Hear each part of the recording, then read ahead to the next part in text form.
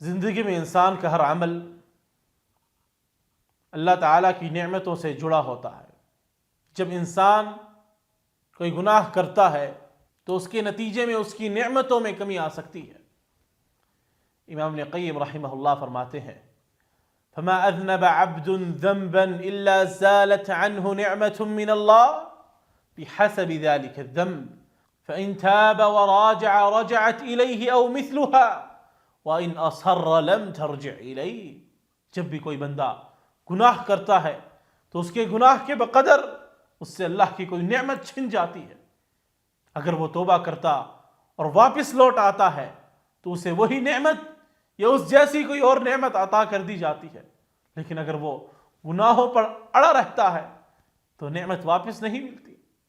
اسی لیے نبی اکرم صلی اللہ علیہ وسلم نے فرمایا تھا یا ایھا الناس توبوا الی اللہ فانی اتوب فی اليوم الیہ 100 مرہ۔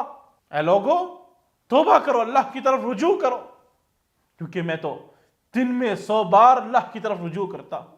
اللہ کی طرف رجوع کرنا اور گناہوں سے توبہ کرنا ہماری زندگی میں حقیقی خوشحالی اور کامیابی کا ذریعہ ہے۔